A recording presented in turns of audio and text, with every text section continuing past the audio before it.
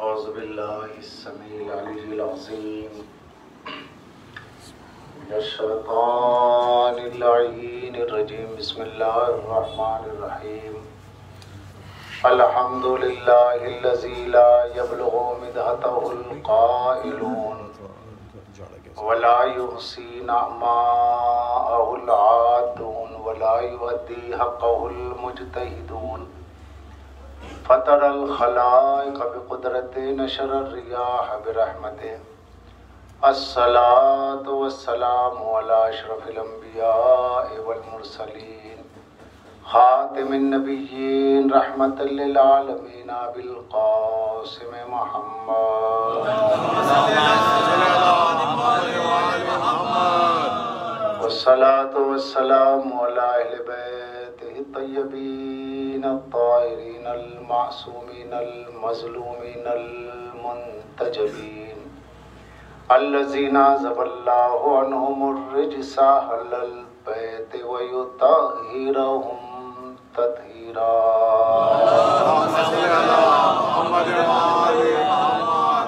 ولعنة الله على أعدائهم ومنكري فضائلهم وغاصبي حقوق مجمعين من الآن إلى قيام يوم الدين قال الله تعالى في القرآن بسم الله الرحمن الرحيم من كان يريد العزة فلله العزة جميعا إليه يصعد الكلم الطيب والعمل الصالح يرفعه والذين يمكرون من السيئات ولهم عذاب شديد ومكروا أولئك ويبور صلوات اللهم صل على محمد.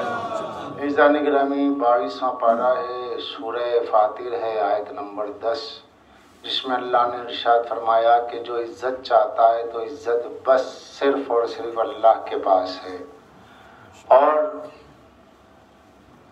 الہی یصعد الکلم الطیب، اس کے پاس اس کی طرف کلمے بلند ہوتے ہیں، والعمل الصالح یرفعہ، اور نیک عمل کو وہ بلندی عطا کرتے ہیں۔ اور جو ان کلمات کے خلاف مکر کرتے ہیں، سازشیں کرتے ہیں، جو ہم نے کلمات بھیجے کہ وہ کلمات اعمال کو بلند کرنے والے، جو ان کلمات کے خلاف سازش کرتے ہیں تو ان کے لیے عذاب شدید ہے اور ان کا مکر فنا ہونے والا ہے۔ یہ سورہ فاطر کی آیت کا ترجمہ ہے۔ اور جب کبھی ہم قرآن پڑھیں تو قرآن کے لیے ہمیں حکم ہے حدیث ثقلین کی روشنی میں کہ قرآن پڑھیں تو اہل بیت سے رجوع۔ تو جو میں نے آیت پڑھی، اس کے سلسلے میں جب تفسیر معصوم دیکھی گئی تو معصوم نے ارشاد فرمایا اس آیت کی تفسیر میں کہ عزت تو بس اللہ کے لیے ہے، اور یہاں کلم طیب سے مراد پہلے یہ جان لینا چاہیے کہ کلم کسے کہتے ہیں۔ کلم جمع ہے کلمے کی، کلمہ لفظ کو کہتے ہیں، کلام جملے کو کہتے ہیں۔ کلمہ لفظ ہے، کلام جملہ ہے۔ لا الہ الا اللہ یہ ایک جملہ ہے، مگر ہم اس کو کلمہ کہتے ہیں۔ اگر آپ کسی سے بھی کہیے کہ بھئی کلمہ توحید سناؤ تو وہ جو ہے اللہ نہیں کہے گا، وہ کہے گا لا الہ الا اللہ۔ جبکہ عربی زبان کے اعتبار سے، عربی زبان کے اعتبار سے یہ کلام ہے، کلمہ نہیں ہے۔ آغاز ہو رہا ہے لیکن بہت اہم چیز ہے، جالب نکتہ ہے جس کی جانب میں آپ کے توجہات کو مبذول کرنا چاہتا ہوں کہ لا الہ الا اللہ پورا ایک جملہ ہے، اللہ کے سوا کوئی معبود نہیں۔ محمد رسول اللہ، محمد اللہ کے رسول ہے، پورا ایک جملہ ہے۔ علی ولی اللہ، علی اللہ کے ولی ہے، پورا ایک سینٹینس، ورڈ نہیں۔ مگر جب کہا جائے کلمہ توحید تو لا الہ الا اللہ جب کہا جائے کلمہ رسالت تو محمد رسول اللہ، جب کہا جائے کلمہ ولایت تو علی ولی اللہ۔ اور اللہ نے کہا ہم نے کلم جس کا اطلاق کم سے کم 3 پہ ہوتا ہے، جمع کا اطلاق 3 سے 9 پر، تو کم سے کم 3 پر، تو جب اللہ نے اس میں یہ فرمایا الکلم الطیب خاص کلمے، تو اس میں 3 سے کم تو ہو ہی نہیں سکتے، تو اس لیے معصوم نے اس کلمتین نہیں کلمات کے اعتبار سے فرمایا اس کی تفسیر 3 پاکیزہ کلمے لا الہ الا اللہ محمد رسول اللہ علی ولی اللہ۔ لیکن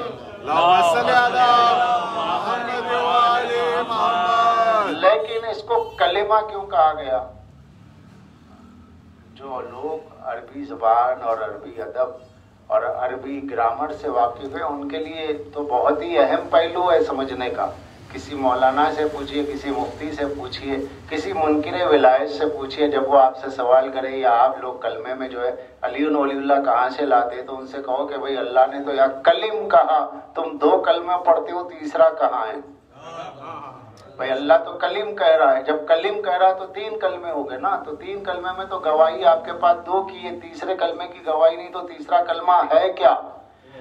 تو وہ ہمارے یہاں ملے گا، کیونکہ اس لیے کہ ہم قرآن کے ساتھ اہل بیت کو مانتے ہیں، تو اہل بیت بتائیں گے کہ وہ کلم 3 کلمات کیا ہیں، تو اہل بیت نے بتایا 3 کلمات سے مراد کیا ہے۔ اب یہاں اس کو بجائے اس کے کہ کلام کہا جائے کلمہ کیوں کہتے ہیں؟ اگر آپ لا الہ الا اللہ سے کلمے کو لیں تو اللہ بنے گا ایک لفظ، کیونکہ لفظ کو کلمہ کہتے ہیں۔ محمد الرسول اللہ سے اگر کلمے کو لیں تو محمد ہے، علی ولی اللہ سے کلمے یعنی لفظ کو لیں تو علی۔ تو اصل میں یہ 3 کلمات، اصل میں یہ جو 3 کلمات ہیں وہ ہے اللہ محمد علی۔ اب اس کو جملہ بنایا گیا، اللہ کا جملہ لا الہ الا اللہ، محمد کا جملہ محمد الرسول اللہ صلی اللہ علیہ وآلہ وسلم، اور علی کلمہ ہے، لفظ ہے، علی ولی اللہ بنا۔ تو کلمہ جو ہے وہ باطن ہے، وہ باطن ہے، کلام ظاہر ہے، کلام ظاہر ہے، کلمہ باطن ہے، اور اللہ نے اس آیت میں باطن کو ظاہر کیا ہے۔ ذرا سا آپ ساتھ دیں تو میں عرض کروں کہ یہاں پر جملے کو کلم اس لیے کہا گیا کہ کلام کی جان، کلام نہیں، کلام کی جان کلمہ ہے، اگر کلمہ نہ ہوتا تو کلام نہ بنتا، اور کلمہ بنا ہے اللہ کی وجہ سے، کلمہ بنا ہے مصطفیٰ کی وجہ سے، کلمہ بنا ہے علی، کلام بنا ہے مصطفیٰ کی وجہ سے، کلام بنا ہے علی کی وجہ سے۔ تو یہ 3 کلمات جو ہے، یہ جو 3 کلام ہیں، ان کی جان 3 کلمے، 3 لفظ ہیں، وہ ہے اللہ کی الوہیت، سرکار کی رسالت اور علی کی ولایت۔ مگر اللہ نے کلام پہ کلمے کو غالب کر کے کہا کہ جب تک یہ 3 کلمات تمہارے پاس نہ ہو تمہارا عمل بلند نہیں ہو سکتا۔ تو اللہ نے یہ کلمات اس لیے دیے تاکہ پستی سے بلندیوں کی طرف تمہارا عمل باب قبولیت تک پہنچ سکے۔ تو باب قبولیت تک عمل کو پہنچانے کے لیے اللہ نے آسمان سے کلم کو نازل کیا، اور جب پوچھا گیا کلم کیا ہے تو مولا نے فرمایا نحنو کلمات اللہ، ہم وہ کلمے ہیں۔ صلوات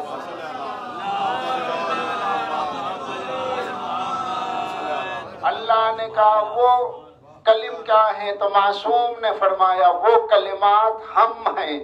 تو پتہ چلا باطن یہاں پر ظاہر ہو رہا ہے، باطن یہاں پر ظاہر ہو رہا ہے۔ یہ نحنو کلمات اللہ کلمے کا باطن ہے، کلام ظاہر ہے، کلمہ اشارہ ہے، مصداق کون ہے؟ 14 ہے۔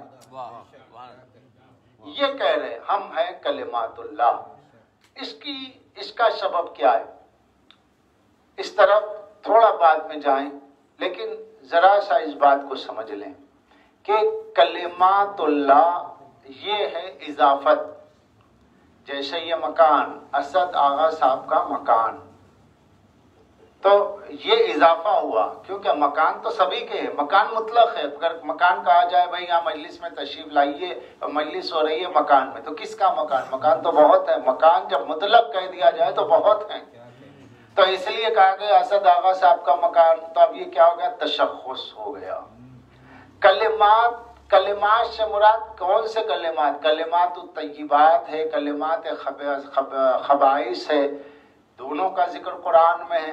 تو کہا گیا نہیں، یہ کلمات اللہ ہیں، یہ اللہ کا کلمہ ہے. اللہ نے جس کو کلمہ قرار دیا یہ وہ ہے. کیوں؟ تاکہ اللہ کے وجود پہ دلیل بن سکے، اللہ کے وجود پہ دلیل بن سکے. ثبوت وجود پروردگار کا نام ہے کلمات اللہ. اللہ ہے، اس کے ہونے کے اعتبار کا نام ہے محمد وآل محمد.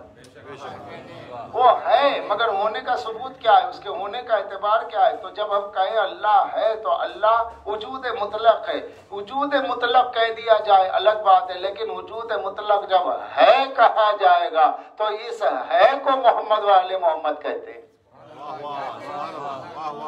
یہ کرسی تو بس کرسی ہے، لیکن کرسی ہے تو زمین کے قیام سے ہے.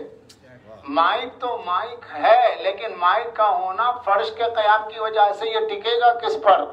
تو شے مطلق ہو تو اس کے لیے قیام دینے کی ضرورت پڑتی ہے کسی چیز کی. اللہ بس اللہ ذات ہے، مطلق ہے، لیکن اللہ ہے تو اس ہونے کو محمد والے محمد کہا جاتا ہے. صلوات پڑھتے محمد والے. تو یہاں وہ پروردگار ہماری ناقص عقلوں کے پیش نظر، چاہے ہم فلسفی ہو، منطقی ہو، بہت بڑے عربی داں ہو، شیخ الاسلام ہو، کچھ بھی ہو جائے، مگر ہماری عقلیں باعتبار ممکن کے ناقص ہے. غیر معصوم ہونے کی وجہ سے ہم کتنے ہی آسمان علم کے ثریا تک پہنچ جائے، لیکن ہم اللہ کی نظر میں عقل ناقص ہیں.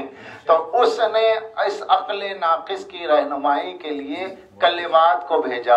اس نے اس عقل ناقص کے لیے دلیل فراہم کرنے کے لیے کہ میں ہوں. ہمارے پیش نظر، ہماری عقل کے پیش نظر توحید کا ثبوت بنا کے اپنے مظاہر اعلیٰ، مسئلے اعلیٰ، کلمات اللہ العلیٰ کو، آل محمد کو بھیجا ہے. لیکن جہاں تک اس کی بات ہے، وہ اپنی ذات میں کسی ثبوت کا محتاج نہیں ہے. ہماری عقل کے لیے ثبوت کی ضرورت ہے، کیونکہ یہاں معاملہ تھوڑا الٹ جاتا ہے.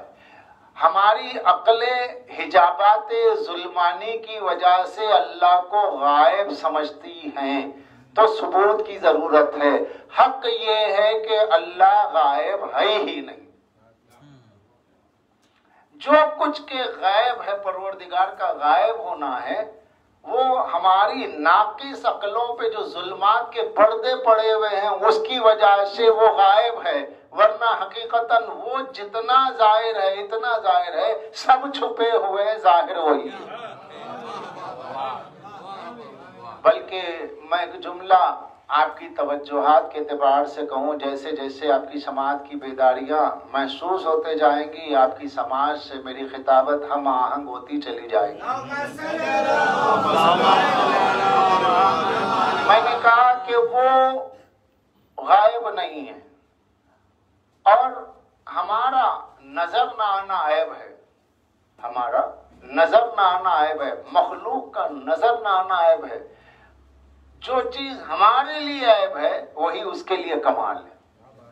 ایسی بہت سی چیزیں ہیں جو ہمارے لیے عیب ہے، اس کے لیے کمال ہے. ہمارا پیدا ہونا عیب ہے، اس کا پیدا نہ ہونا ہی کمال ہے. ہمارا کھانا عیب ہے، اس کا نہ کھانا ہی کمال ہے. یہ تو چیزیں ہیں. ہمارا غائب ہونا، مخفی ہو جانا، کھو جانا، پوشیدہ ہو جانا، نظر نہ آنا، کسی بھی شے کا نظر نہ آنا، یہ کیا ہے؟ نقص ہے.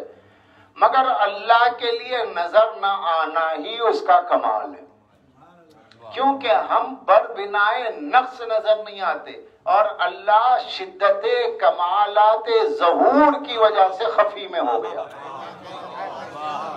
اس کے لیے معصوم نے فرمایا یا من اشتد ظہورہ فی خفائہ و خفاہ فی ظہورہ، اے وہ پروردگار جو اپنے کمالات کے شدت ظہور میں چھپ گیا اور اپنے شدت ظہور میں چھپنے کی وجہ سے، اس کے شدت ظہور میں چھپنے کی وجہ سے وہ ظاہر ہو گیا۔ کیا سمجھے؟ اس کی مثال ایسی ہے کہ جیسے آپ سورج کو دیکھنا چاہیں تو سورج جب اپنی تباشیر بکھیرتا ہے، سورج جب اپنی شعاعوں کی چادر آپ پہ ڈالتا ہے، آپ اس کے آثار سے، یعنی شعاع ہے آثار، سورج ہے ذات، جب شعاع آثار کے حجاب سے ہٹ کر کے آپ سورج کی ذات کو دیکھنا چاہتے ہیں تو آپ کی آنکھیں اندھی ہو جاتی ہیں، شدت نور کی وجہ سے سورج چھپ جاتا ہے۔ بچوں کے لیے یہ ہے کہ گاڑی آپ چلا رہے ہیں، راستے سے سامنے سے کوئی ایسی گاڑی آئی جس کی لائٹس آپ کی آنکھوں پہ پڑی تو لائٹ تو نظر آتی ہے، گاڑی نظر نہیں آتی۔ یہ کیا ہے؟ یہ ہے کہ شدت نور کی وجہ سے ذات چھپ گئی۔ سورج کا کمال اس کی روشنی ہے، کسی گاڑی کی روشنی اس کے کمالات مادی میں ہے، اگر وہ کمال جب آپ پہ اپنا اثر ظاہر کرتا ہے تو اس کی وجہ سے اس کی ذات چھپ جاتی ہے۔ تو اللہ اپنے کمالات کے شدت ظہور کی وجہ سے چھپا ہوا ہے، اس کا چھپنا عیب نہیں ہے، اس کا چھپنا ہی کمال ہے،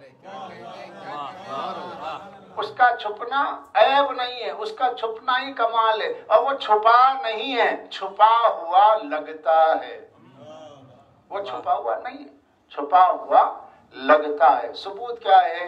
مولا سید الشہداء سبط خیر الورا امام حسین علیہ السلام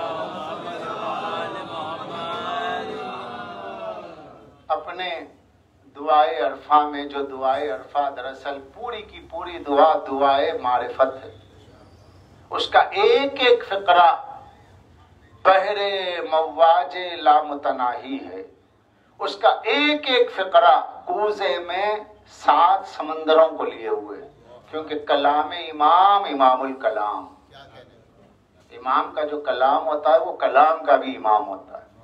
سید الشہداء دعائے عرفہ میں فرماتے ہیں وَكَيْفَ يُسْتَدَلُّ عَلَيْكَ بِمَا هُوَ وُجُودَهُ بِمَا هُوَ وَكَيْفَ يُسْتَدَلُّ عَلَيْكَ بِمَا هُوَ وُجُودَهُ مُفْتَقِرٌ إِلَيْكَ، فرماتے ہیں وہ کیسے اس کی ذات پر کس طرح دلیل قائم کی جائے جو اپنے ہونے میں کسی دلیل کا محتاج نہیں ہے۔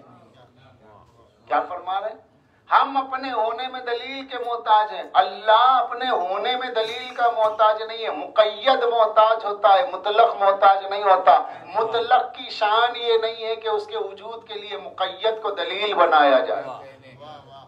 وہ فرما رہے ہیں سید الشہداء کیف یستدل علیہ بما ہوا وجودہ فی مفتقرون الیہ، کہ وہ پروردگار اپنی ذات میں اتنا باکمال ہے کہ اس کے لیے کسی دلیل کی ضرورت نہیں ہے۔ پھر آگے فرماتے ہیں ایکون من غیرک الظہور، اے میرے پالنے والے تو چھپا کب تھا جو تجھ پہ دلیل قائم کی جائے؟ ایکون من غیرک الظہور، کیا تجھ سے کوئی غیر ظاہر ہوا ہے؟ تجھ سے کوئی غیر ظاہر نہیں ہوا ہے۔ اور متا غبتا، اور تو چھپا ہی کب ہے؟ متا غبتا، تو چھپا ہی کب ہے؟ تو مولا فرما رہے ہیں میں نے جتنی کائنات کو، دعائے عرفہ میں فرماتے ہیں امام حسین علیہ السلام کہ میں نے کائنات کی جتنی اشیاء کو دیکھا اور تو نے مجھے ہماری تعلیم کے لیے، تو نے مجھے جس شے کی جانب قریب کیا، ہر شے میں نے شے کے اوپر تجھے دیکھا، شے کے باہر تجھے دیکھا، شے موہوم ہے تو حقیقت ہے۔ پھر دعائے شعبانیہ کا ایک فقرہ یاد آ رہا ہے، دعائے شعبانیہ، اس میں معصوم کا کلام ہے ما رأیت الا اللہ قبلہ بعدہ ما، میں نے کسی شے کو نہیں دیکھا مگر اس شے سے پہلے اللہ کو دیکھا، اس شے کے ساتھ اللہ کو دیکھا۔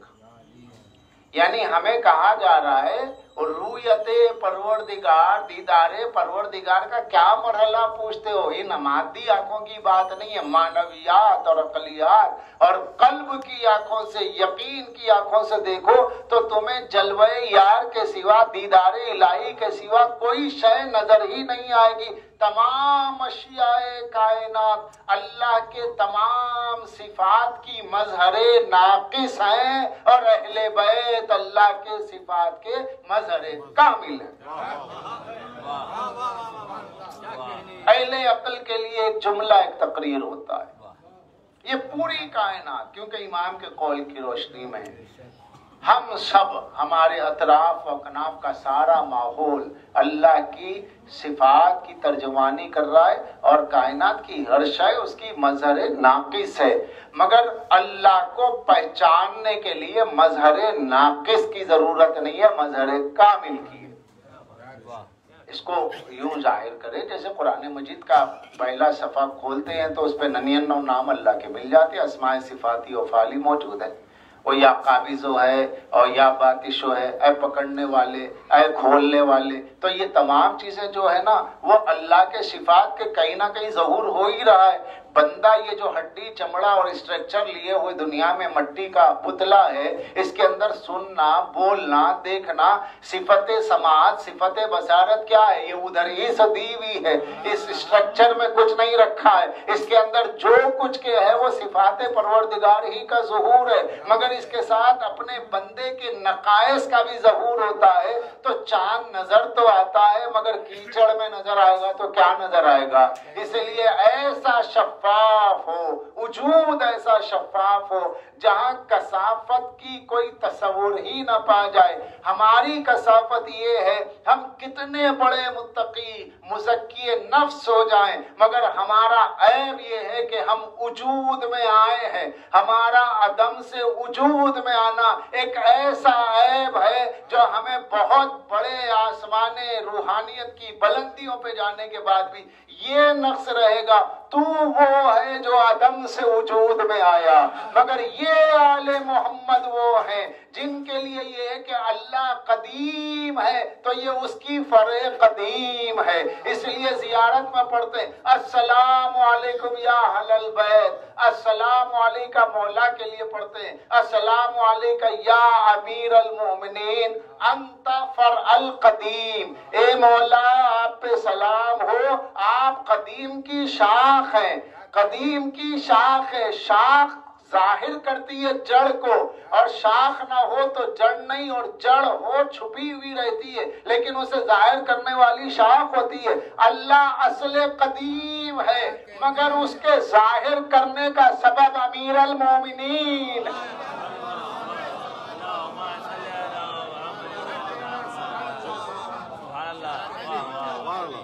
یہ فرع قدیم، یہ زمانی نہیں ہے۔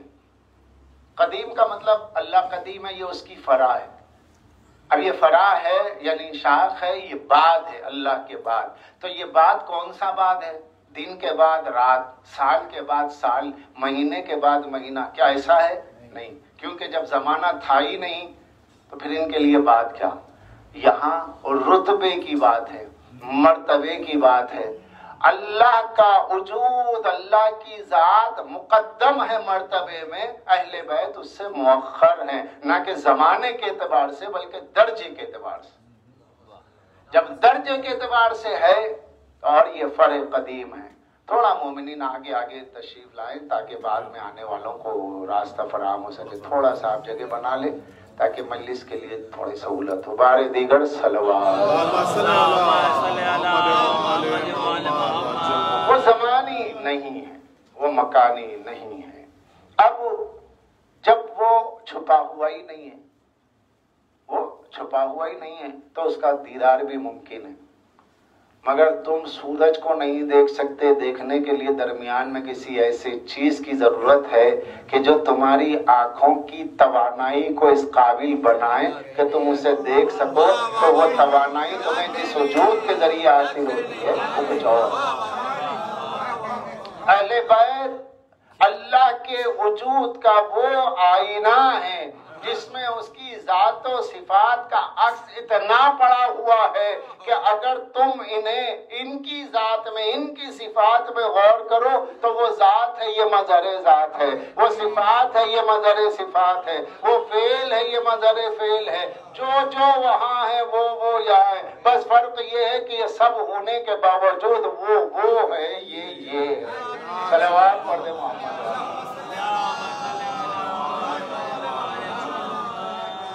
اللہ چھپا ہوا نہیں، کیا کہنے ہیں، واہ واہ واہ۔ اور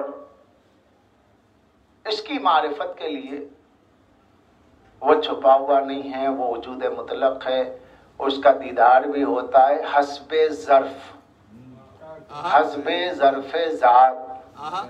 کوئی بھینگا ہوگا تو سورج کو دیکھ تو لے گا مگر جھلک، اندھا ہوگا دیکھ ہی نہیں پائے گا، وہ انکاری کر دے گا۔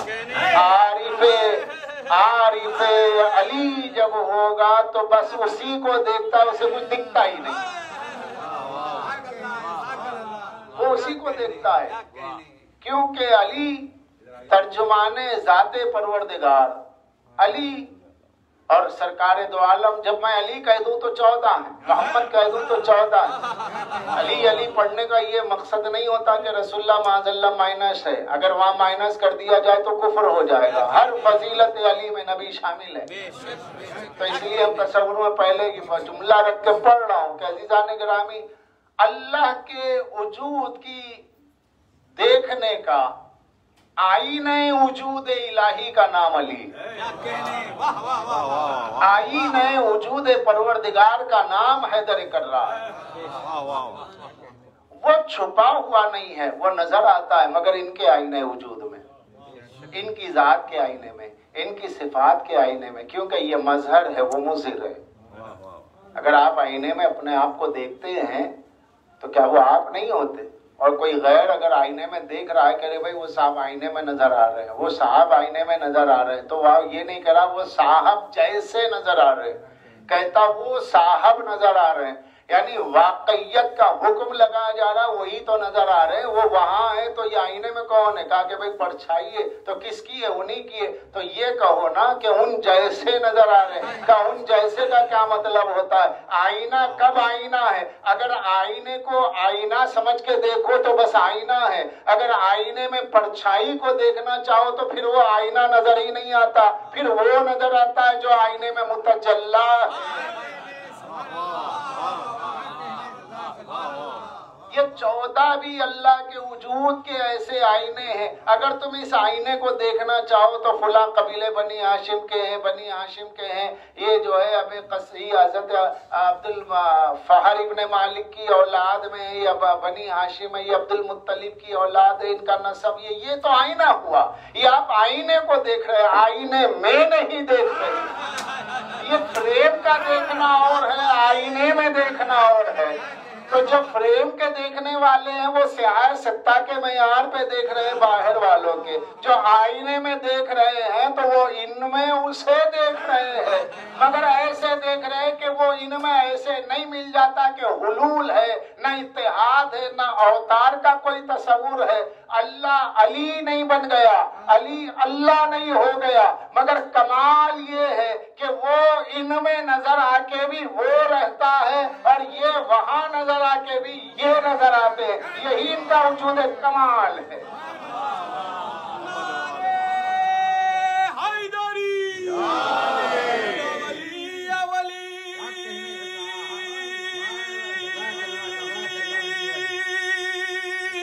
ہر گھڑی ہر گلی کر کے ذکر علی لگے نعرہ حیدری حیدری حیدری آئے محمد والے محمد ایک لفظ مظہر میں سنبھال لیا، سبحان اللہ سبحان اللہ، نہ وہ اتحاد ہے نہ وہ حلولیت ہے، لفظ مظہر میں سنبھالا آئی نئے وجود پروردگار۔ اور یہ وہ آئینہ ہے جس میں دونوں نظر آتے ہیں، دونوں دیکھتے ہیں، دونوں دیکھتے ہیں۔ مخلوق بھی اس آئینے میں اس کو دیکھتی ہے، خالق بھی اس آئینے میں خود کو دیکھتا ہے۔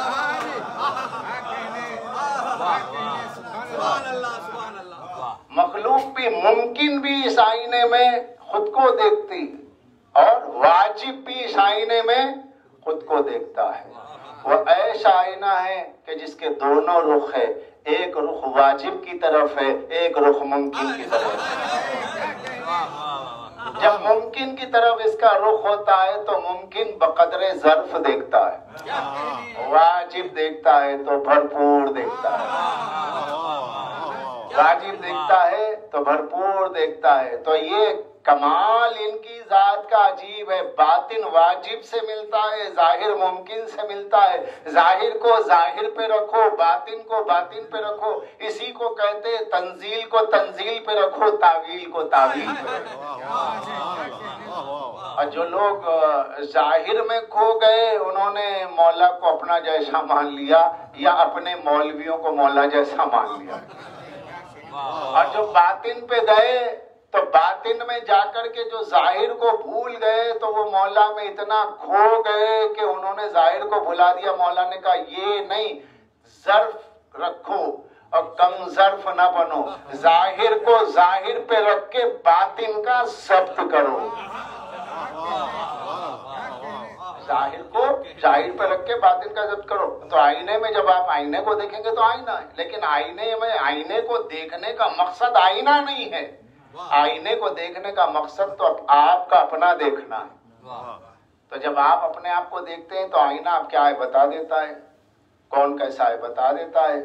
تو مولا معیار الولد ہے، مولا کے فضائل معیار الولد ہے، مولا کی ذات جو ایمان کی کسوٹی ہے۔ جب علی کے فضائل بیان کیے جاتے ہیں تو کون سا دل قبول کر رہا، کون سا نہیں کر رہا، اور فضائل میں بھی کون سے فضائل دل کو قبول کیے جا رہے ہیں اور کون سے فضائل نہیں۔ رسول اللہ نے کہا میں شہر علم علی اس کا دروازہ ہے، رسول اللہ نے کہا علی مجھ سے، میں علی سے، اور رسول اللہ نے فرمایا علی ایسا ہے کہ جیسے میرے بدن پہ میرا سر ہے۔ یہ ساری روایت مجمع کھڑا ہوا، لیکن یہ سب وہ فضائل ہے جو سب سیاہ ستہ میں موجود ہے۔ یعنی اغیار نے جن فضائل کو اپنی کتابوں میں لکھا وہ اگر ہم پڑھ دیں تو سب خوش ہیں، لیکن جیسا ہی ہم نے فضائل نورانیہ شروع لے دیکھیے شابی غلو ہو گیا، کیونکہ لوگوں کو عادت پڑی ہے مولا کو غیروں سے پہچاننے کی۔ جس نے علی کو اس کے غیر سے پہچانا اس نے علی کو نہیں پہچانا، جس نے علی کو علی سے پہچانا تو اس نے علی کو پہچانا۔ اس لیے معصوم فرماتے یہی بات اللہ کے لیے بھی ہے، یہی بات اللہ کے لیے بھی ہے، اعرف اللہ باللہ۔ معصوم فرماتے اللہ کو اللہ سے پہچانو، والرسول بالرسالہ واولی الامر بالمعروف، رسول کو رسالت سے پہچانو، اولی الامر کو معروف سے پہچانو۔ تو اور یہ بھی حدیث موجود ہے، کافی میں موجود ہے اور دیگر کتابوں میں موجود ہے کہ معصوم نے فرمایا جس نے اللہ کو اس کے غیر سے پہچانا اس نے اللہ کو نہیں پہچانا،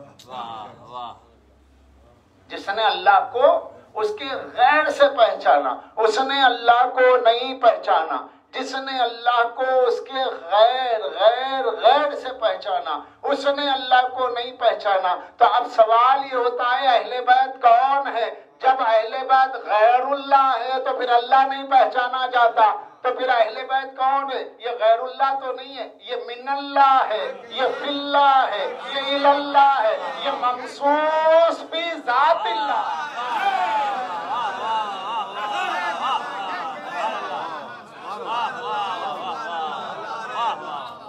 اللہ کو غیر سے نہیں پہچاننا، اس کے غیر سے اس کا غیر ناقص ہے، وہ کامل ہے، وہ جامع کمالات ہے، اس کی ذات مستجمع جمیع کمالات، یا نقص کا شائبہ نہیں ہے، تو اس کے غیر میں نقص کا شائبہ ہے۔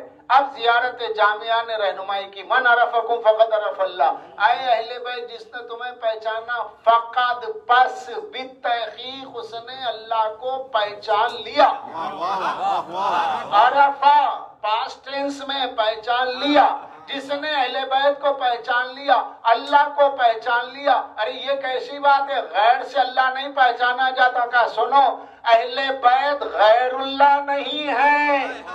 जब अहले बैत गैरुल्लाह नहीं है तो इनका कौल उसका कौल, इनका फेल उसका फेल। यही वजह, ये जम्बुल्लाह, ये ऐनुल्लाह, ये हुस्नुल्लाह, ये कल्बुल्लाह, ये इल्मुल्लाह, अल्लाह के कान, ये अल्लाह की आंख, ये अल्लाह का बोलना, ये अल्लाह की बात, ये अल्लाह का कल्बुल्लाह है, ऐनुल्लाह है नाज़रा, हुस्नुल्लाह हिलवाइया। तो जितनी चीजें आपके मारिफत के तौर पे हवास, एहसास और अक्ल में आती है, मासूम ने वो सब कह दिया, वो सब हम अल्लाह के लिए है। अगर ये गैरुल्लाह होते तो उसकी ऐन कैसे होते? अगर ये गैरुल्लाह होते तो उसके कान कैसे होते? अगर ये गैरुल्लाह होते तो उसकी लिसान कैसे होते? अगर ये गैरुल्लाह होते तो उसका इल्म इल्मुल्लाह और कल्ब कल्बुल्लाह कैसे होते? ये गैरुल्लाह नहीं है। जब ये गैरुल्लाह नहीं है तो फिर जिसने इन्हें पहचाना अल्लाह को पहचाना, फिर जो इन्हें देखा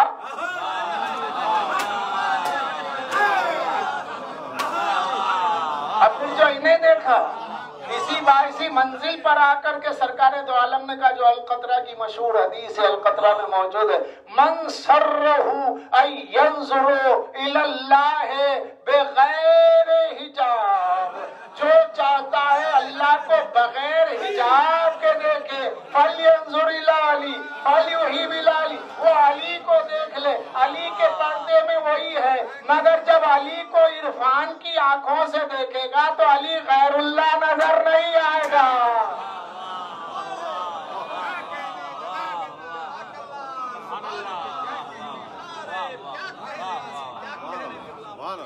यही वो मंजिल थी। देखिए, आरिफ मुस्तबसिर हो तो मौला उसके सामने अपने इरफाने सहाब का तरश्शो उसके दिल पे डालते हैं।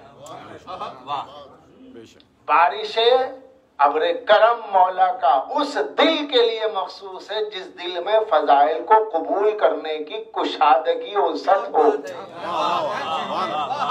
जो जरी सी बात में जिसकी तौहीद खतरे में पड़ जाती है। जब उन्होंने कह दिया हमारे लिए एक अल्लाह है, हमारे लिए एक माबूद है, उसके बाद जो चाहे तुम हमारे लिए कहो, तो जब उन्होंने आजादी दी है तो आप क्यों पहरे लगा रहे हैं? जिसके पास तौहीद नाकिस है उसकी तौहीद को खतरा है, जिसके पास तौहीद ही नाम है, अली की वलायत सबूत विलायत है, सबूत तौहीद है, उसको क्या खतरा? कहा कि जो बेहिजाब देखना चाहता है, नहीं, मुझे ना अकली हिजाब चाहिए ना कैफियत का हिजाब, कुछ नहीं, मैं चाहता हूँ अल्लाह को देखूं, बेहिजाब देखो, अली को देख ले, अली को देख ले। क्या बात, बहुत मुश्किल है मंजिल। और सरकार अबू बसीर मौला की खिदमत में इमाम जाफर सादिक अलैहिस्सलाम,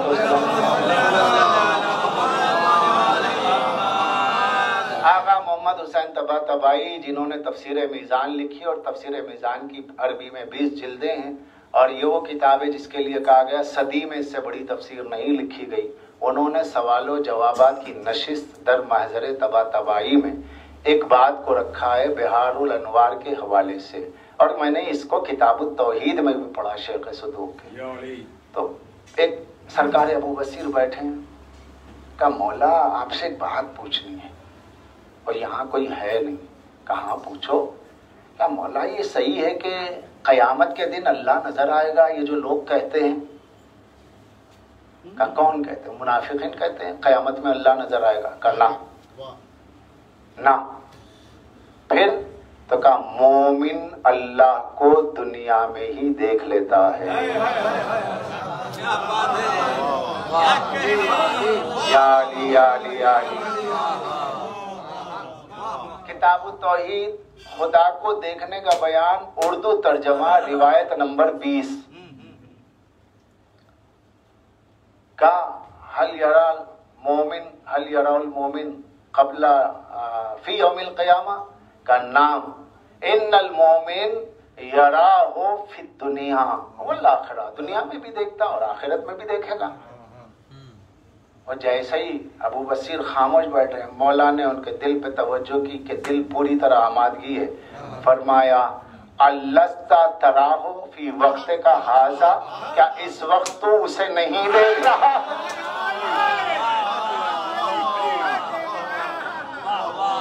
کیا اس وقت اسے نہیں دیکھ رہا ہے؟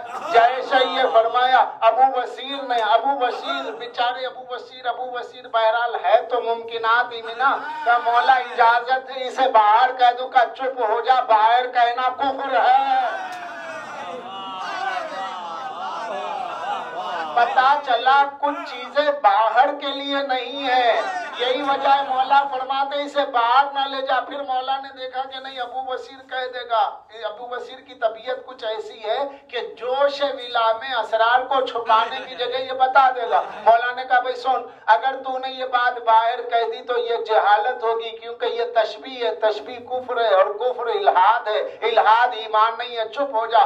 ابو بصیر خاموش ہو گئے تو بات سمجھ میں آ گئی، جو چیزیں الہاد و کفر ہے وہ غیر کے معیار سے ہے، جو مومن کے معیار پہ ہے عین توحید ہے۔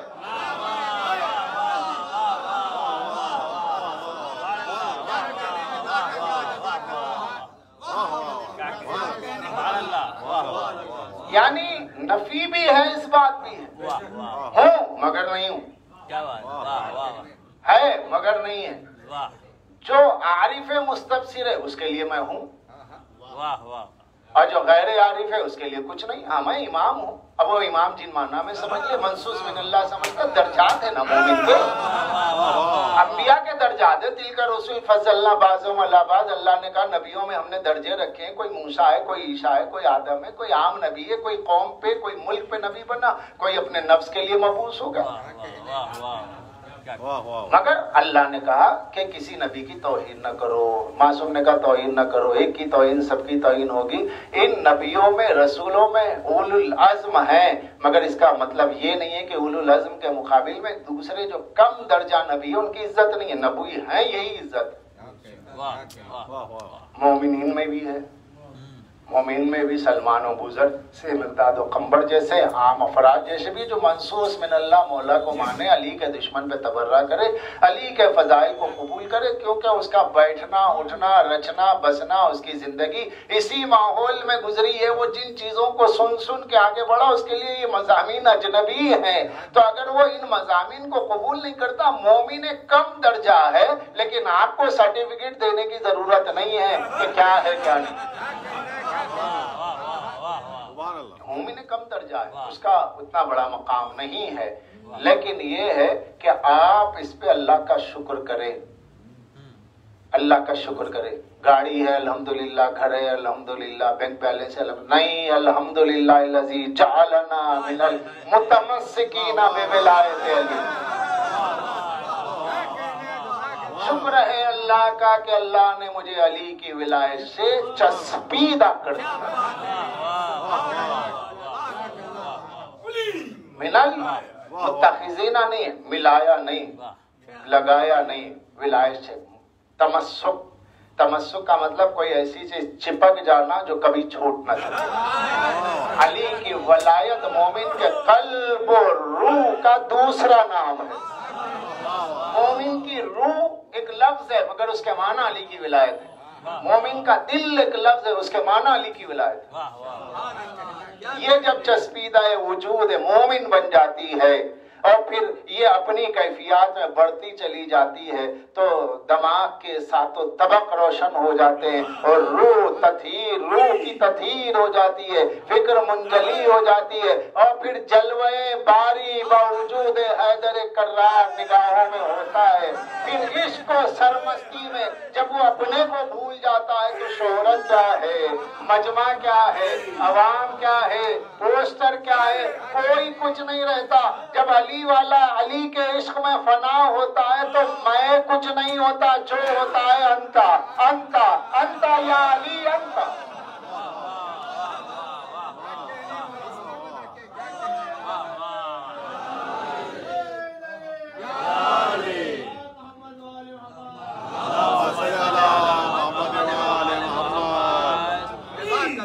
आशिक की तो सिफत ही है, वो माशूक में गुम हो जाता है, उसे अपने वजूद की खबर नहीं होती। मौला के आशिक है, मौला के आरिफ है, मगर ये है कि अपने हम जिन्सों से लड़ाई हो रही है बउनवाने मजलिस, बउनवाने फजाइल। कोई चाहता है कि फजाइल पढ़े, कोई चाहता ना पढ़े, कोई उलझ रहा है। भाई ये इश्क में उलझन होती है ना, उलझाओ होता है। हाँ, इकरार अलग चीज है, तस्दीक कल्बी तो तमानियत है, कल्ब और सुकून कल्ब का नाम। बहुत से लोग हैं जो फजाइल पढ़े जाएं, उनकी समझ में नहीं आते, कहते किबला समझ में नहीं आते, मगर दिल इनकार नहीं कर रहा है, समझ में नहीं आता। भाई कोई बात नहीं, मौला की तरफ लौटा दीजिए। मौला ने फरमाया जरूरी नहीं है कि हमारी हर बात तुम समझ लो, और इसलिए मौला ने ये भी फरमाया हमारे असरार को छुपाओ वरना जलील हो जाओगे। साफ कहा मौला ने, हमारे असरार को छुपाओ वरना जलील हो जाओगे, क्योंकि असरार होते पहले लोगों को मारिफत नूरानिया की इब्तिदा तक ले आओ। जब मारिफत नूरानिया के घूंट उनके वजूद में उतरने के बाद उनके कल्ब को सरशार करने लगे और उनके कल्ब के सागर से अली के फजाइल छलक छलक कर उनकी रूह की प्यास बुझाने लगे, तब उनके सामने धीरे धीरे बातें रखो। बैठते ही मजमे के सामने असरार शुरू कर देंगे तो मजमा गुमराह हो जाएगा और आप भी शायद रटे रटाए होंगे, ये मामला हो जाता है। सलवात पढ़ दे मोहम्मद।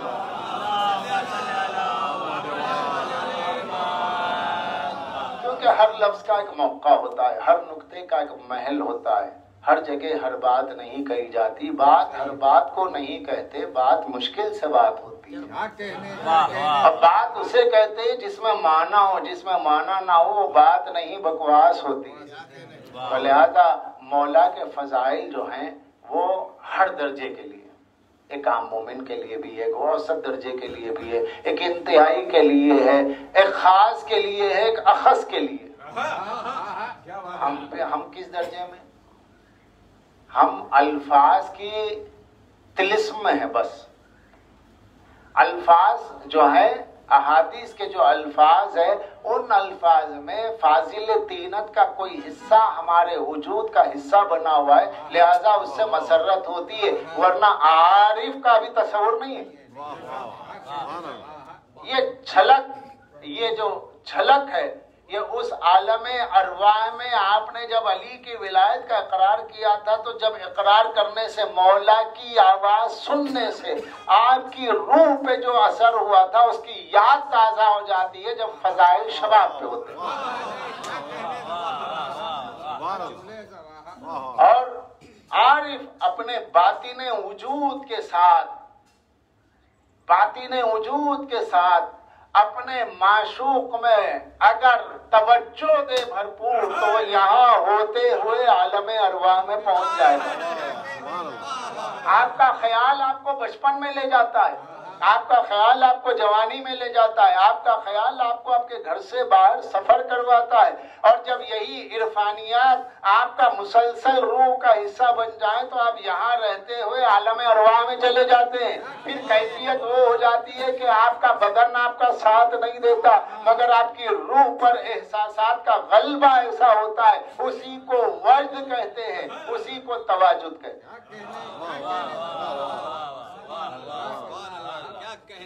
अब उस मंजर को खाली ज़हन में रखिए कि जब अली इकरार ले रहे हो और आप सुन रहे हो, और अगर आपको वल्लाहे वो मंजर निगाहों के सामने इस वक्त आ जाए और खुल जाए तो आप यहाँ नहीं रहेंगे। इसलिए कुछ चीजें मौला बांध के रखते हैं ताकि हमारा चाहने वाला मुतहम्मिल रहे। तो हमें कोशिश करनी चाहिए फजाइल ज्यादा से ज्यादा सुने, ज्यादा से ज्यादा पढ़े, मगर हर चीज को उसके एतबार पे रखे। ये सब कुछ होने के बाद भी याइनुल्लाह है, नूरुल्लाह है, हुस्नुल्लाह है, सब है, इतना है कि अक्सुल्लाह है, अल्लाह की जात का अक्स है अली, मगर फिर भी अली अली है। कहा कि नहीं हमें वही कहो जो हम कह रहे हैं, हमें कहने के लिए वही कहो। नहीं, हम कुछ और कहना चाहते हैं, वो तुम्हारा जज्बा है, तुम्हारा जज्बा मेरी विलायत का नाम नहीं है, मेरी विलायत के ताबे तुम्हारा जज्बा है। ہماری ولایت کے تابع رہو.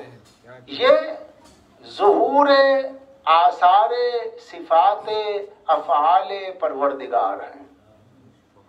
اس لیے مولا نے فرمایا الست تراؤ فی وقت ھذا، کیا اس وقت اسے نہیں دیکھ رہا؟ تو ابو بصیر کچھ دیر کے لیے وہاں چلے گئے تھے جہاں مولا نے پہنچایا تھا، اور اسی خوشی میں کہا مولا آپ اجازت دیجیے. آپ اجازت دے تو باہر نہیں باہر کی بات نہیں. مولا کہہ رہے ہیں سلمان یہ بس تیرے لیے، بوذر یہ بس تیرے لیے. کبھی دونوں کو بٹھا کے کہا یہ تم دونوں کے لیے، کبھی سب کو بٹھا کے کہا سب کے لیے. ایک عام ہے، ایک خلوت ہے، خلوت خاص ہے. علی نے ہر جگہ ہر محل پر اپنے مختلف جلوے دکھائے. معراج کے جلوے اور ہیں، ناسوت کے جلوے اور ہیں، سدرا کے جلوے اور ہیں، حسین کے جلوے اور ہیں، دنیا کے جلوے اور ہیں، مکان کے جلوے اور ہیں، میدان کے جلوے اور ہیں. ہر جگہ ان کا ایک اپنا انداز ہے. ہر جگہ انہوں نے اپنے مختلف جلووں کے ذریعے اپنے معبود کو، پروردگار کو پہچانوایا ہے، اور اسے پہچاننا ہے اس کے ہی ذریعے. یہ اس کے ہی ذریعے کا مطلب اس کے اسم کے ذریعے، اس کی صفت کے ذریعے. اس کا اسم اس کا غیر ہے، اس کا غیر ہے. جب اس کا اسم اس کا غیر ہے تو پھر علی کیا ہے؟ علی تو اللہ، علی کا نام تو علی ہے، پھر یہ اسم ہے نا، وہ بھی علی ہے یہ بھی علی ہے. میں اپنی گفتگو میں مجھے لوٹنا نہیں چاہیے تھا مگر میں لوٹ کے پھنس گیا. میں کوئی اور موڑ لے لیتا. لیکن یہاں ہوتا یہ ہے کہ جیسے یہ مائک ہوتا ہے، یہ وہی بولتا ہے جو میں بولوں. تو جب ذاکر اپنے قلب کو نجف سے جوڑ لیتا ہے تو وہ کچھ نہیں بول پاتا، وہی بلواتے جو وہ چاہتے. اور منبر پہ ذاکر ان کے ذکر کا امین ہے. داد بھی اسے نہیں دی جا رہی ہے، خیرات علی پہ داد ہے، عطائے علی پہ داد ہے. یہ اس ڈھانچے کے اندر اتنی قوت نہیں ہے کہ مظہر العجائب کے فضائل پڑھ سکیں. وہ پڑھوا رہے ہیں، میں پڑھ رہا ہوں، آپ سن نہیں رہے ہیں، وہ سنوا رہے ہیں. کسی نقطے پہ دل کا، ذہن کا متوجہ ہو جانا. کبھی کبھی تو فضائل کتاب میں پڑھتے ہوئے، اور میں نے مجلس پڑھتے ہوئے دیکھا بہت سے لوگ فضائل جب معارف بیان ہوتے ہیں مولا کے تو فضائل میں ان کی آنکھ سے آنسو نکل جاتے ہیں. کیوں؟ یہ بھی مسرت کا ایک اظہار ہے، خوشی کا ایک اظہار ہے. کبھی داد آدمی دینے کا مطلب کیا ہوتا ہے؟ واہ واہ واہ واہ کیا ہے؟ اصل میں یہ واہ کہتے ہیں کھلنے کو. واہ واہ یعنی کھل گیا، دروازہ واہ ہوا، دروازہ کھل گیا. تو داد کا مطلب یہ ہے کہ مولا کے فضائل کے اس پوائنٹ کو میں محسوس تو کرتا تھا، الفاظ نہیں تھے. آپ نے حدیث کے الفاظ کے ذریعے میرے دل میں جو چیز ہے اسے واہ کر دیا. یہی ہے واہ واہ. یہ اصل میں کیا ہے؟ واہ ہوا، واہ ہوا نہیں ہے، واہ ہوا نہیں ہے، واہ ہوا، کھل گیا. علی کے فضائل کا ایک نقطہ کھل گیا، ایک حجاب کھلا، دوسرا حجاب کھلا، تیسرا حجاب کھلا. علی حجابات ہی حجابات میں ہے. اور پھر جب پہنچو جہاں پہنچو اتنا حجاب ہے، اتنا حجاب ہے کہ آگے کہا مولا میں نے آپ کو سب پہچان لیا، آپ علی ہو. تو کہا کہ یہی میرا حجاب ہے کہ تو نے میرا نام لے لیا.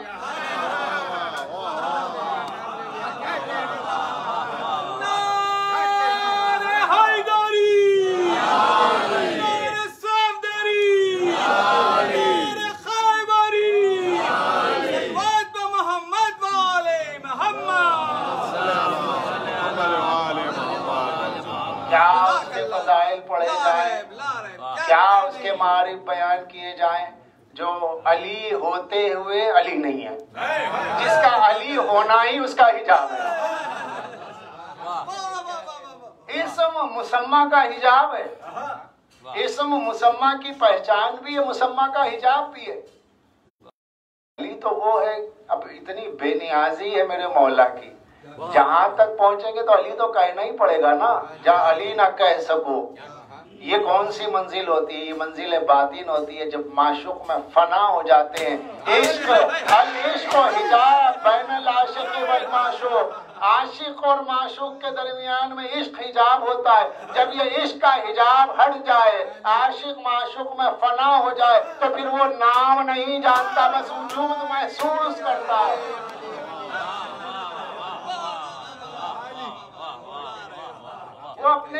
माशूक के लिए उसको नाम की जरूरत नहीं रहती, वो अपने माशूक के वजूद में गुम हो जाता, ऐसा गुम हो जाता है उसे अपने वजूद की खबर नहीं रहती। जिसे अपने वजूद की खबर ना हो, इश्क माशूक अपने आशिक को उसके वजूद से बेनियाज कर दे, तो ये मंजिल फना है। और ये मंजिल फना हासिल होती है अंता में अना को फना करने के बाद। वो अंता है, आप अन्ना है। इतना फना हो जाओ कि काल काल काल हाल में बदल जाए, काल हाल में बदल जाए। जब काल हाल में बदल जाता है तो नहजुल बलागा मौला फरमाते हैं जिसकी अक्ल कामिल होती है उसकी कुव्वत गोयाई खत्म हो जाती है। ये कौन सी अक्ल है? ये खाने कमाने वाली अक्ल नहीं है। मौला ने फरमाया ये अक्ल माद है। अक्ल माद वो है जिसके जरिए तुम हमें पहचानते हो, हमारे जरिए उसे पहचानते हो। जब ये मंजिल तमाम होती है तुम्हारे ज़र्फ़ के मुताबिक, तो फिर बोलना खत्म होता है, देखना शुरू होता है। सलावत पढ़ दे मोहम्मद वाले।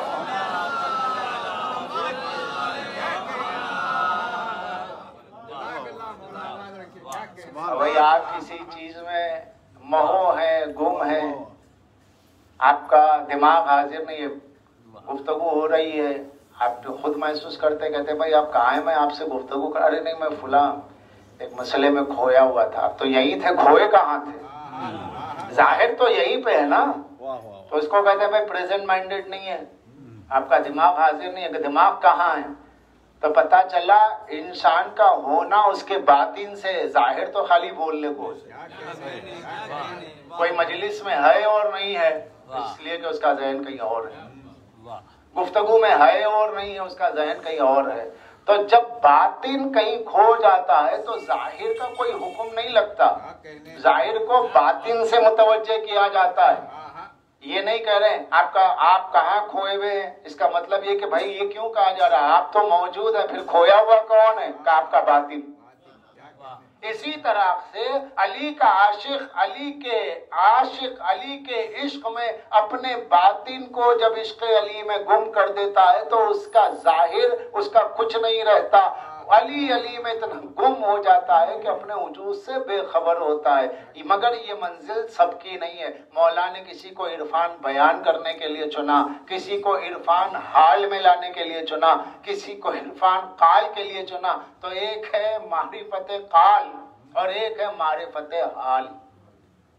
काल जब आप पर वारिद हो जाए और आपकी कैफियत बन जाए तो उसको हाल कहते हैं।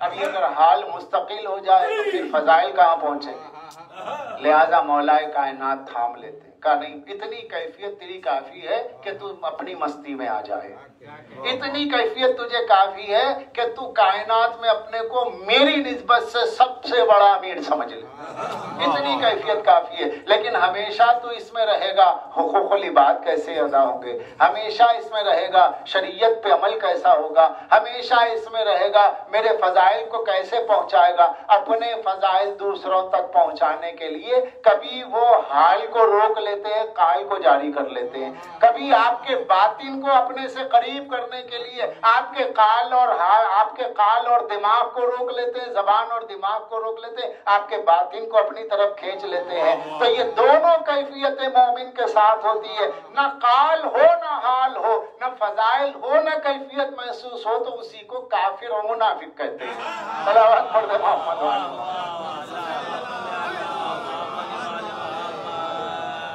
या तो अली के फजाइल सुनना है या अली के फजाइल में गुम होना है। ना काल है ना हाल है, उसी का नाम है काफिर, उसी का नाम है मुनाफिक। इस्तिलाहात मासूम में, मासूमिन की इस्तिलाह में मुनाफिक हुए जो इनसे फिरा हुआ है, काफिर हुए जो इनसे फिरा हुआ है। तो ये चीजें हैं कि अल्लाह गायब है भी और नहीं भी। गायब उनसे है कि जिन्होंने अपने को उसकी तरफ बतवसते मासूमीन खुद को मुतवज्जे नहीं किया, और जो हर आन मासूम के करीब हैं वो तो देख ही रहे हैं, اس کو دیکھنے سے مراد آنکھ سے، قلب کی آنکھ سے دیکھنا، روح کی آنکھ سے دیکھنا. تو آپ کا مصروف مشاہدہ کمالات حیدر کرار ہونا جلوہ الہی کو دیکھنا ہے، دیدار الہی کا کرنا. اس منزل پر رحمت للعالمین نے، سید الانبیاء نے بھی فرمایا من رآنی فقد رأى الحق. حضور نے فرمایا جس نے مجھے دیکھا اس نے بالتحقیق اللہ کو دیکھ لیا. کیا کہا سرکار دو عالم؟ من رآنی فقد رأى الحق، جس نے مجھے دیکھا اس نے اللہ کو دیکھ لیا. میں نام میں حجاب ہوں لیکن حقیقت میں میری ہویت اور میری حقیقت کیا ہے؟ حقیقت اللہ ہے. جو بات انہوں نے کہی وہی امیر کائنات نے کہی، وہی ان کے نسل طیبہ نے کہی، وہی سب نے کہی کہ ہم لنا مع اللہ حالات نحن فیہا ہو.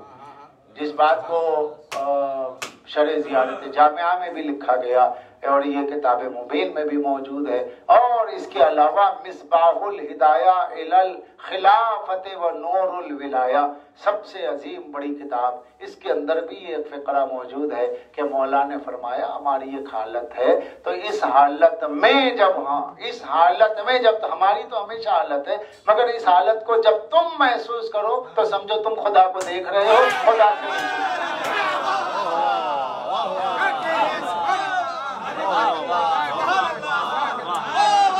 خدا کو دیکھ رہے ہو. اللہ تو نظر آتا ہے اور یہاں دیکھنے والے دیکھ بھی لیتے ہیں، مگر ہر دیکھی ہوئی چیز کو کہا نہیں جاتا. دل کی آنکھ نے علی کی ذات کے جلوے میں جلوے کبریا کیسے دیکھا، کیا دیکھا، معائنہ اور مشاہدہ زبان کو روک دیتا ہے. مشاہدہ کیفیت کا نام ہے، ماہیت کا نام ہے. اور اگر وہاں دماغ نہیں ہے، وہاں عقل نہیں ہے، وہاں کیا کیوں کیسا نہیں ہے، یہ سب ہے تو پھر مشاہدہ نہیں. وہاں عقل لے کے نہیں جا سکتے. دیدار پروردگار آئینہ حیدر کرار میں عقل کے ذریعے نہیں ہے، عشق کے ذریعے. عقل تو ہر بار میں شک پیدا کرے گی، نہیں بھائی ہے مگر اگر چونکہ لیکن یہ جو ہے اسپیڈ بریکرز ہیں، یہ اگر بات تو ہے مگر آپ جو کہہ رہے ہیں حق ہے لیکن بات آپ کی سچ ہے، چونکہ بھائی یہ سب حق ہے تو پھر لیکن کیا ہے؟ اگر اور مگر کا کیا قصہ ہے؟ یہ ہے عقل. یہ جو عقل ہوتی ہے یہ ساری چیزیں سامنے دیکھنے کے بعد اگر مگر یہ وہم ہے، جو دیکھ رہا ہے وہ حقیقت ہے، یہ اگر مگر وہم ہے، تو جس کا باطن جس کا ظاہر اس کے باطن پہ غالب ہوتا ہے اور جس کا باطن ناقص ہوتا ہے وہ اگر مگر میں کھو جاتا ہے. عقل اس کو اغوا کر لیتی ہے، عقل اس کو ہائیجیک کر لیتی ہے. لیکن عارف ہو اور عارف کیفیات عشق کے ساتھ ہو تو عقل 100 میل دور کھڑی رہتی ہے. کیوں؟ اس لیے کہ قریب آ جاؤ گی تو عشق کی آگ مجھے جلا نہ دے.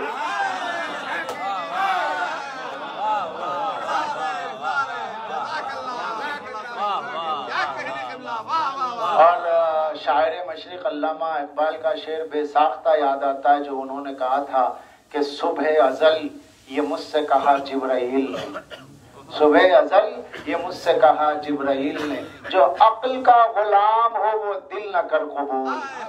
دل مرکز عشق ہے، دماغ مرکز عقل ہے، اس کو اس سے مل لینا دو، اس کی سرحد لامحدود ہے. اللہ جہاں بستا ہے اس بستی کا نام ہے عشق. اللہ کی بستی کا نام عشق ہے اور یہ بستی دل کی راہ گزر مسکن اس کا دل ہے. اور حسین سید العاشقین، حسین رئیس العاشقین. بات کبھی ہو تو ہو مگر بات آ گئی تو اتنا عرض کرو کہ کربلا عشق الہی کا مرکز ہے. کربلا ظہور عشق ہے، کربلا فنا فی اللہ کے مشاہدے کا نام ہے، کربلا نفی کامل کا نام ہے، کربلا بھرپور اثبات کا نام ہے. وہاں شریعت نہیں ہے، شریعت لاگو نہیں ہوتی کربلا۔ شریعت میں کہا ہے کہ بچوں پہ جہاد ہے، نہیں ہے، بچوں پہ جہاد نہیں ہے، شریعت میں عورتوں پہ جہاد نہیں ہے۔ مگر کربلا میں آپ دیکھیے وہاب کلبی کی ماں ہے، وہ آگے بڑھ کے جو ہے شقی کو مار ڈالتی، جہاد کیا کہ نہیں کیا؟ معصوم موجود ہے، خلاف شریعت ہے۔ شریعت کی روح سے اگر دیکھا جائے تو وہ کربلا معصوم معلوم نہیں ہوگی، مقام عشق ہے۔ قاسم کمسی نے شریعت کہتی ہے اجازت نہیں دی جائے گی، جہاد بالغ پہ نابالغ پہ نہیں ہے۔ مگر حسین کہہ رہے ہیں کہ جب قاسم آ کے اذن مانگتے ہیں، اونا محمد اذن مانگتے ہیں، تو اذن اس لیے دیا جا رہا ہے کہ اب یہاں مقام عشق ہے، نفی کرنا ہے سب کی، اپنے اہل و عیال کی، اپنے رشتوں کی، اپنے بارے جگر کی، اپنے اہل و عیال کی، سب کی نفی کرنا ہے۔ اس کے اس بات کے لیے ان کی نفی عملی کی ضرورت تھی، کیونکہ کربلا مقام عشق ہے اور عشق چاہتا ہے معشوق پہ سب کچھ لٹا دیا جائے۔ یہ لٹانا نفی ہے اور جس پہ لٹایا اس کا اس بات ہے، اور اسی کا نام ہے کربلا۔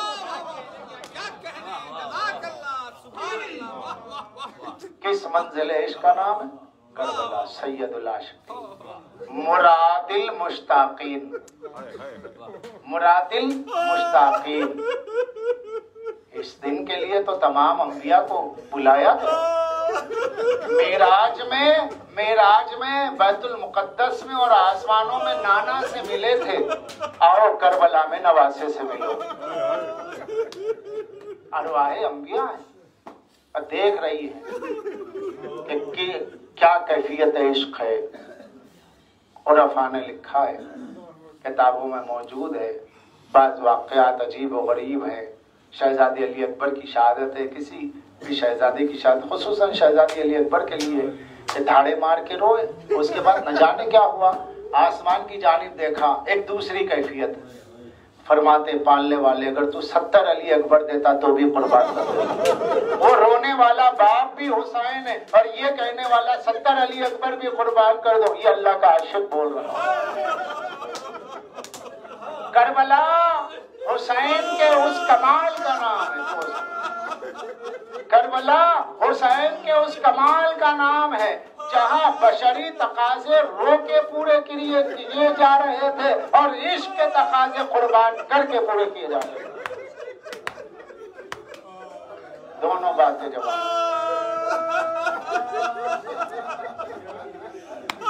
کرب و بلا، غازریہ، نینوا، اور آج کی تاریخ آ گئے حسین کربلا۔ آگ کے یہاں علم سج گئے، عزا خانے سج گئے، جھولا سج گیا۔ حسین کربلا آنے والے تھے، کربلا آ چکے۔ اور یہ وہ زمین ہے کہ جس زمین کا طواف امیر المومنین نے کیا ہے۔ زیارت کاملہ، علامہ قولوی مشہور ہے نا، جو زیارت کامل کے نام سے جو کتاب ہے، اس کے ترجمے میں موجود ہے، قدیم عربی زبان کا اردو ترجمہ ہو گیا ہے۔ اس میں موجود ہے کہ امیر المومنین جنگ صفین کے موقع پر جب کربلا آئے اور لق و دق صحرا، لوگوں سے پوچھا کون سی جگہ ہے، کہا کربلا۔ امیر المومنین روایت کہتی ہے، معصوم فرماتے، اب اس سے مقام کربلا کیا ہے سمجھی۔ امیر المومنین گھوڑے سے زمین پہ اترے اور زمین کربلا کے اطراف گرد پھرنے لگے۔ عربی لفظ جو ہے، عربی لفظ وہاں پر معصوم کا دیا ہوا ہے طواف۔ طواف عربی لفظ ہے، گرد یہ اردو ہے۔ کا امام نے اس زمین کا طواف کیا اور گریا کیا۔ لوگوں نے پوچھا کہ مولا یہ تو خالی زمین ہے، آپ اس کا طواف بھی کر رہے ہیں، اس کے گرد بھی جا رہے ہیں اور روتے بھی جا رہے ہیں۔ تو آگے بڑھے، آگے بڑھ کے امام حسین کو گلے سے لگا کے کہا یہ اس کا مقام ہے، یہ اس کا مقام ہے، اور یہ وہ مقام ہے جہاں یہ اور اس کے بچے مارے جائیں گے، اور یہ روئے زمین پر سب سے عمدہ، سب سے اعلیٰ مخلوق ہوگی، اور یہ کربلا کی زمین زمین نہیں ہے بلکہ قطع جنت ہے، جسے میرا بیٹا اسے مقدس کرے گا۔ اس لیے میں نے اس زمین کا چکر لگایا، اس زمین کا طواف کیا۔ عزیزو، جس کربلا کا طواف شہادت سے پہلے علی کرے، اگر مومن وہاں طواف کرے تو اس کا کیا مقام ہوگا؟ مگر افسوس کہ لوگوں نے طواف کو بند کیا،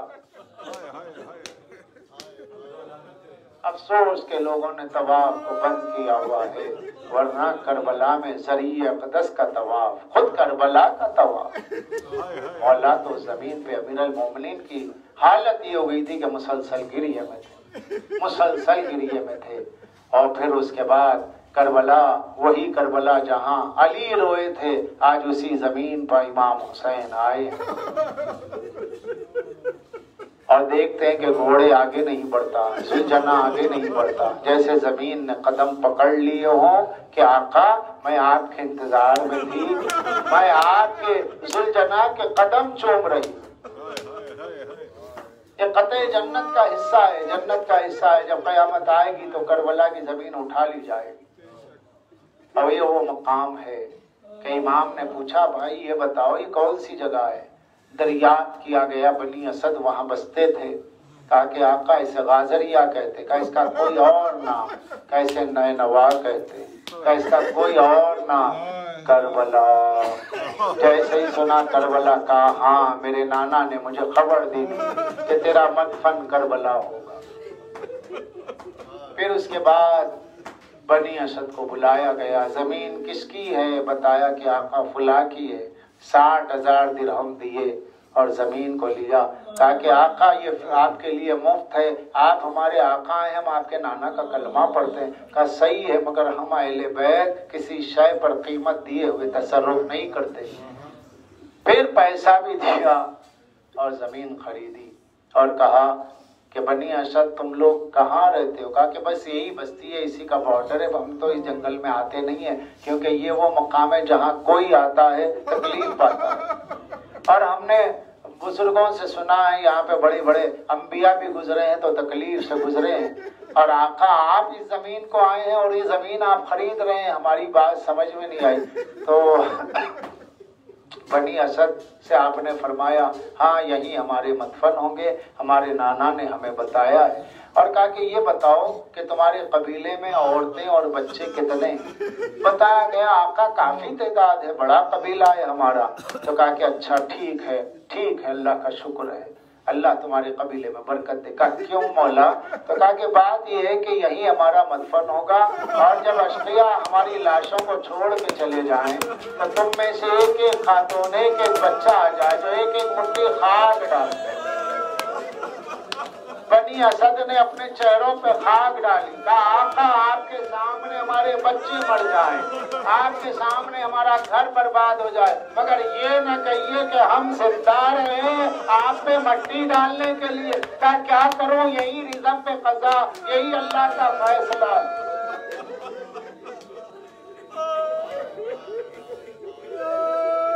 جس محرم کا سال بھر انتظار ہوتا ہے، دیکھتے دیکھتے 2 محرم آ گئی نا۔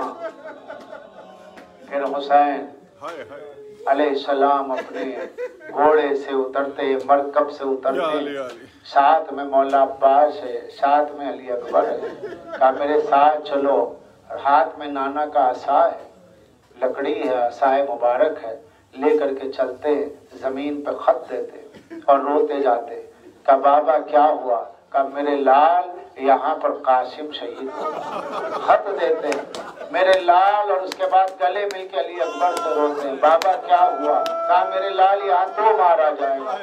عالم ہے، امامت ہے، منصب امامت و ولایت مطلقہ ہے اور علم الہی کا مظہر ہے، سب جانتا ہے، لیکن بتا رہے ہیں مولا دیکھو یہاں پر تم شہید ہو گئے، یہاں تم شہید ہو گئے، یہاں تم شہید ہو گئے۔ ایک مقام آیا اور اس مقام پر آئے حسین نے اپنی کمر کو جھکایا اور خط دیا اور اڑتے اڑتے گویا بقدر رکوع تھے، اڑتے اڑتے ریش مقدس تر ہو گئی۔ ہاتھوں کو جوڑ کے مولا عباس نے کہا آقا میرا دم نکل جائے گا، بتائیے آپ اتنا جھک کے کیوں رو رہے ہیں؟ ہاتھوں کو عباس کے لیا اور چوم کے کہا یہی تیرے بازو قتل کیے جائیں گے اور اسی حالت میں مجھے جھکنا ہوگا۔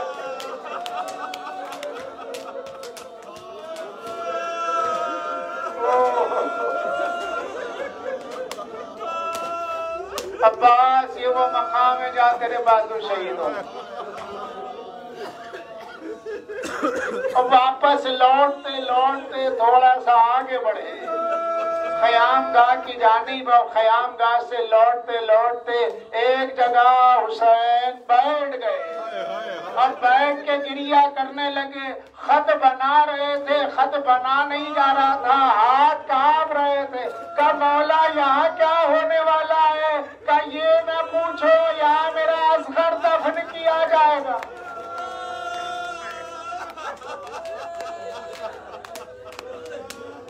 عزیزوں قیامت کی منزلیں ہیں۔ حسین اپنی مجلس خود پڑھ رہے ہیں، خود گریہ کر رہے، خود مقتل بیان کر رہے۔ شہادتیں ہوئی نہیں مگر مقتل حسین بیان کر رہے، مجلس حسین بیان کر رہے، خود رو رہے اور خود بیان بھی کر رہے ہیں۔ اس کے بعد کا مرحلہ وہ ہے کہ جہاں پر آپ نے خیمے لگائے، خیمے لگائے، لیکن کچھ دیر میں اشقیاء پہنچے اور کہا کہ یہاں خیمے نہیں لگیں گے۔ کہ خیمے تو وہاں لگ گئے تھے۔ مولا عباس علیہ السلام نے فرمایا جہاں خیمہ آقا کا لگ گیا اب نکل نہیں سکتا۔ تیور کو دیکھتے ہوئے دشمن نے سمجھا کہ شاید آج ہی جنگ ہو جائے، مگر ایک مرتبہ امام حسین آگے بڑھے، کندھوں پہ ہاتھ رکھا، کہا عباس خیام ہٹا لیے جائیں، خیمے ہٹا لیے جائیں۔ امام حسین کے کہنے کے بعد تو عباس سر اطاعت سر تسلیم ایسے خم کر دیتے تھے کہ جیسے پہلے کچھ طے ہی نہ کیا ہو، بس مولا نے کہہ دیا تو ہو گیا۔ خیمے ہٹائے، لیکن اس کے بعد جب اپنے خیمے کی طرف آئے تو شدت گریہ کے ساتھ بہت روتے ہوئے آئے۔ اور جب اس کیفیت کو شہزادی زینب نے دیکھا، اس زینب نے جس نے مولا عباس کو اپنی گودی میں پالا تھا، قریب بنے مزاج شناس بہن آگے بڑھی، عباس کے کاندھوں پہ ہاتھ رکھا، عباس عباس عباس ہو کے رو رہا ہے۔ کہا بیوی میں کیا کروں، شہزادی میں کیا کروں، میری زندگی میں میرے آقا کا خیمہ ہٹائے۔ اگر میرے آقا نے حکم نہ دیا ہوتا کہ میں جانتی ہوں عباس، مگر میں نے بابا سے سنا ہے آگے تو بہت مراحل طے کرنے ہیں۔ کہا کہ جس کی نصرت کے لیے مجھے مانگا گیا تھا، ارے میرے ہوتے ہوئے میرے آقا کا خیمہ ہٹا۔ میں کہوں مولا عباس ارے خیمے کے ہٹنے پر اتنا گریہ ہے، اس بہن کو دلاسا دینا ہے، یہی تو وہ بہن ہوگی جس کے سر پہ چادر نہیں ہوتی۔ آئے تو محرم آ گئی، بنی اسد کو وصیت کر دیا دیکھو تم وعدہ کرنا ہمارے مہمان آئیں گے، ہم اللہ اللہ اپنے ظاہروں کا بھی خیال ہے، بھوک میں پیاس میں دھوپ میں اپنے اعزاء کے قتل ہونے کا بھی پوری طریقے سے اعلان ہو رہا ہے، مگر ساتھ میں خیال یہ بھی ہے میرے شیعہ آئیں گے، میرے ذاکر آئیں گے، بہت دور سے سفر کر کے آئیں گے۔ اے بنی اسد وعدہ کرو 3 دن تک ان کی مہمان نوازی کرنا، انہیں بھوکا نہ رہنے پائے، کوئی میرا ذاکر پیاسا نہ رہنے پائے، کوئی میرا ظاہر پیاسا نہ رہنے پائے۔ عزیزو آج کربلا جاتے ہیں اور کتنے مقامات پر پانی رکھا ہوا سبیلیں ملتی ہیں، لوگ کہتے ہیں قبلہ مجلس پڑھ دیجئے مقام علی اکبر پہ، کوئی کہتا قبلہ مقام علی اصغر پہ مجلس پڑھ دے۔ میں اتنا ہی کہتا ہوں بھائی، یہاں مجلس کیا پڑھنا، آپ یہاں سے اپنے مقام سے اپنے قیام گاہ سے مقام علی اکبر پر آتے آتے نہ جانے کتنی جگہ آپ کو پانی پیش کیا گیا، مگر یہی حسین تھا جو ہر شہید کے پاس جاتا تھا، الاتاش الاتاش، ارے کوئی پانی کا پلانے والا نہ تھا، کوئی مرہم دینے والا نہ تھا، کوئی دلاسا دینے والا نہ تھا۔ تو محرم ہے آمد حسین، فاطمہ کا گھر اجڑنے والا۔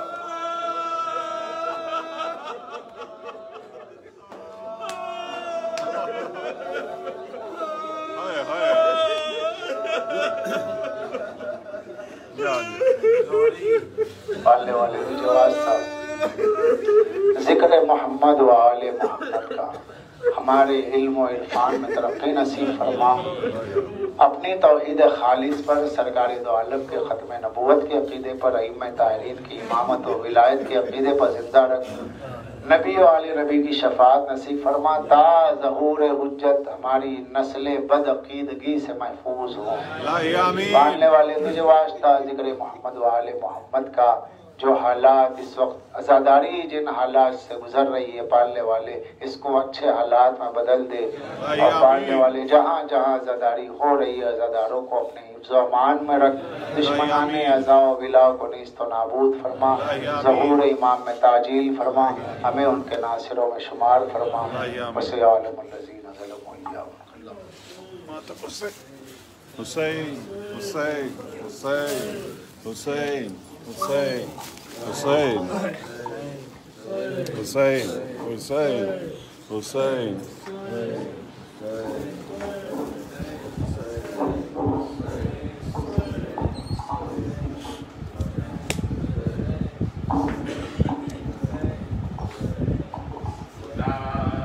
کر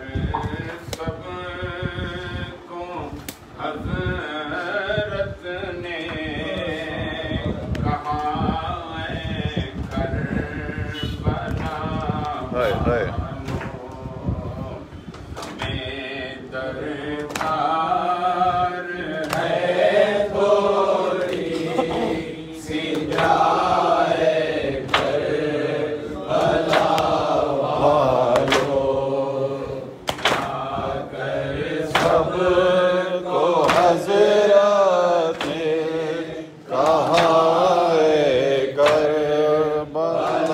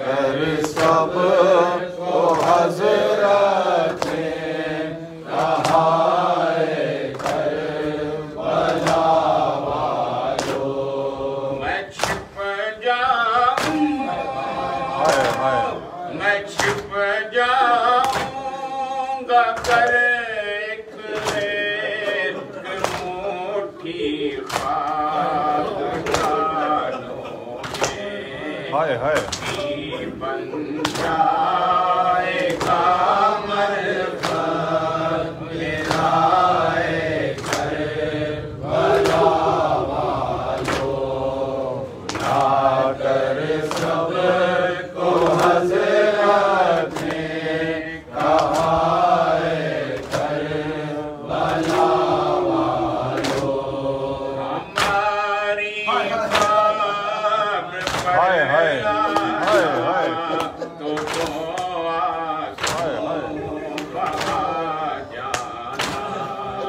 ہماری خبر پر آنا تو ہائے ہائے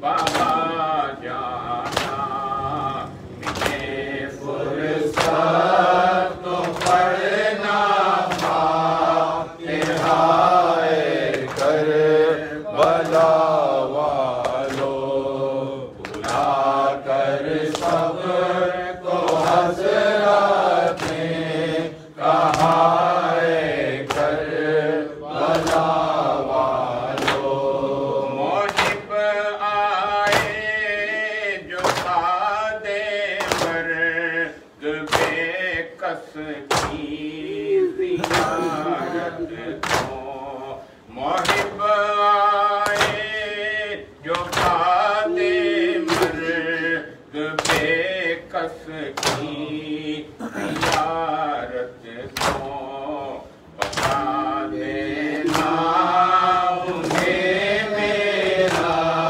پتہ ہے کر بلا والو بلا کر سب کو حضرت نے کہا ہے کر بلا والو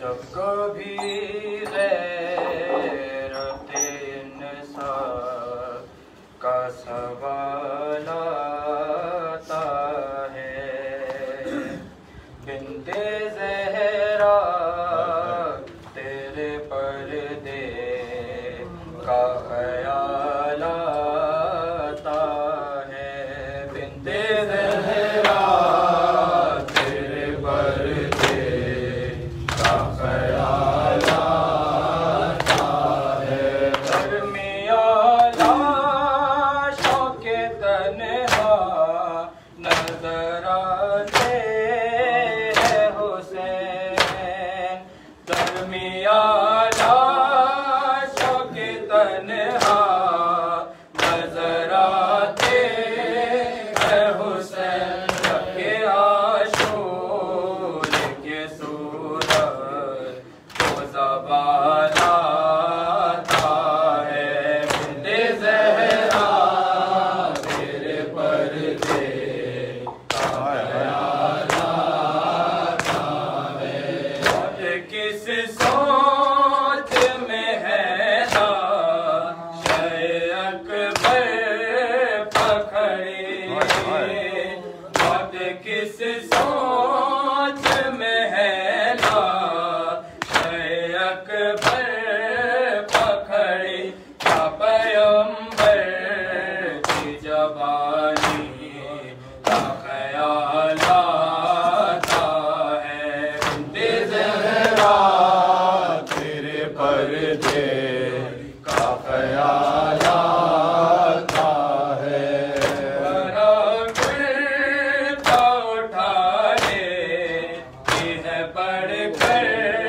ہائے ہائے تمہارا کرتا اٹھا لیتی ہے پڑھ کر دینا سب کے دربار میں لوٹا مالا آتا ہے بنت زہرا تیرے پردے کا خیال آتا ہے کہ عباس کلیجے سے لگا لیتے ہائے ہائے ہیں کہ عباس کلیجے سے لگا لیتے ہیں سکینہ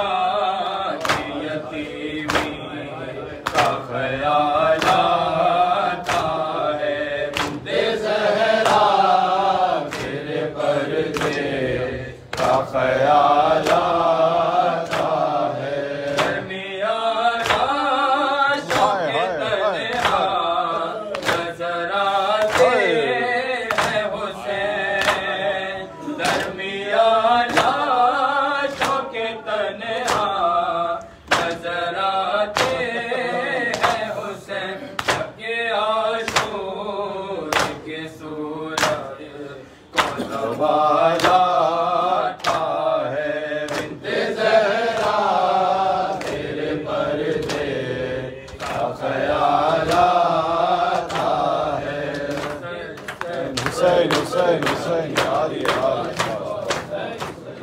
حسن بھائی السلام علیکم عبداللہ، السلام علیکم رسول اللہ، السلام علیکم ابو الفضل عباس ابن امیر